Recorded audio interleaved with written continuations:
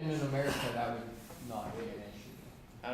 Well, No. I don't think they could prosecute for it. People complain about it, but we're getting close to time, so I just wanna, sort of refocus the discussion on the original question. So we've had a few general ideas. We touched on all the bases that I would have liked the conversation to get to, which is whether or not hate speech laws have any force behind them, whether or not they actually do anything, whether normative pressures are a better way of handling issues of hate.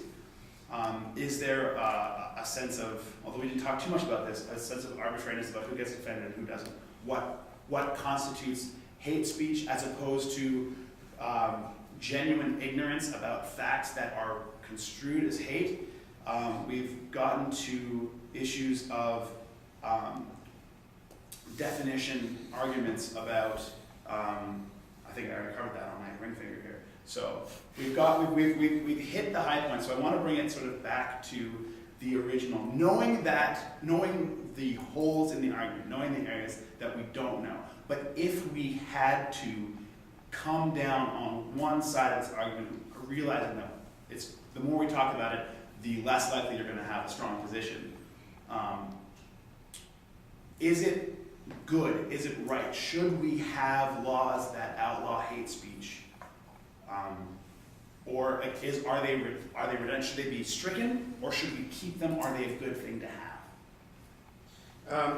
Still holding on to the fence, but falling on the no side at this point. Okay.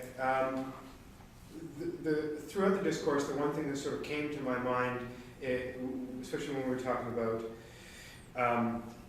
unknowingly propagating hate speech without being personally responsible, perhaps, the thought did cross my mind that perhaps hate speech laws were beneficial because they may help to protect our ignorant, our innocent, and our gullible in the community.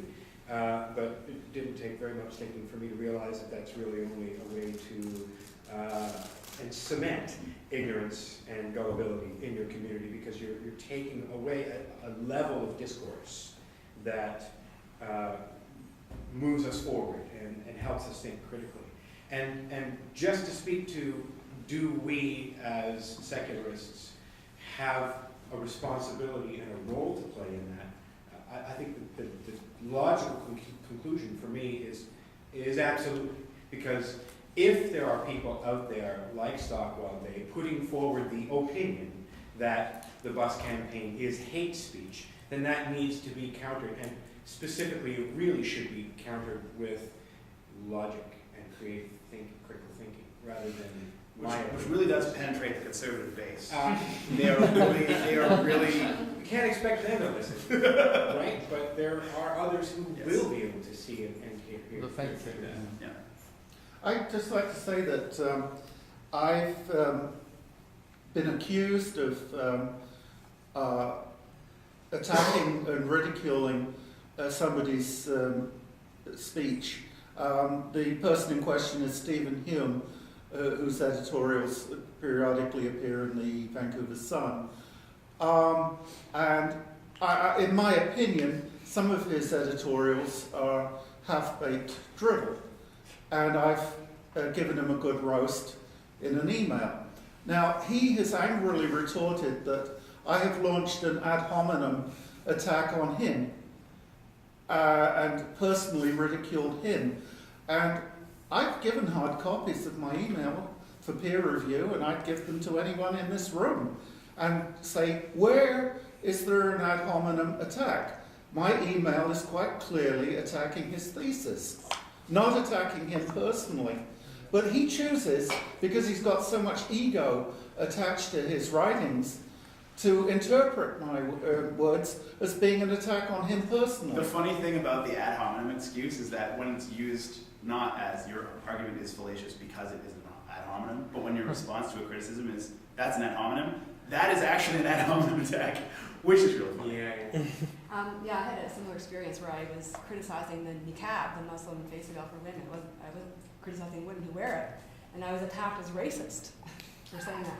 And just to, I haven't changed my position, I don't think. I'm still kind of a yes, but I appreciate the arguments in favor of like free speech and everything, but ultimately I'm not convinced by them. I just want to speak briefly to this blasphemy thing as well, because I think there's a pretty big difference between critiquing religion, like the doctrines or the Bible or whatever. That's like dissent. It's nothing to do with attacking a person or a group. So that's where I think people on the outside get confused and somebody's calling it hate speech, but it's not. It's just critiquing religion, and that absolutely has to be protected. And I was quite appalled too to see. I mean, that preacher in the States. I guess he's an asshole, obviously, but I was appalled to see how everyone was attacking him and saying he should be arrested, and not giving responsibility to the mullahs and then the people in the streets who did the actual killing. I mean. Okay, with 5 minutes left, I want to retally. First, was anyone in one camp or another and then switched positions? Show of hands. 1, 2. Awesome. I'm going to come back. You bastard. So, should Canada have hate speech laws? Yes, show of hands. Keeping in mind that if you don't put your hand up, I'm putting you with everyone else. 3. Well, this time, simply because I'm gonna vote yes. Okay. So that's 4 then? Just because I didn't vote last time. Okay. See, I'm skewing your results. How do you feel about that? Oh no! My science! Ah! So we see that the no camp hasn't changed at all. I kept discriminating against scientists to be black.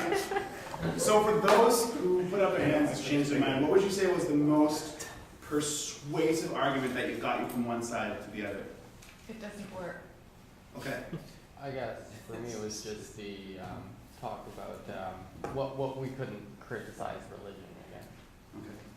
Yeah, I would say pretty much the same pragmatic sort of reason. It doesn't seem to really work. So And keep this in mind, that's still an open question. Yeah. As to whether or not, they have not necessarily been No, I don't think it's been proven. That's why I'm I don't mostly think it's been fence-sitting. proven not to work, but I've been convinced by the Probably. arguments that it's probable that it doesn't work and that it's probably other influences that are more effective. Although I decline to be classified, what is swaying me most is the fact that there are other laws which concretely take care of the issues at hand without the need for a vague hate law.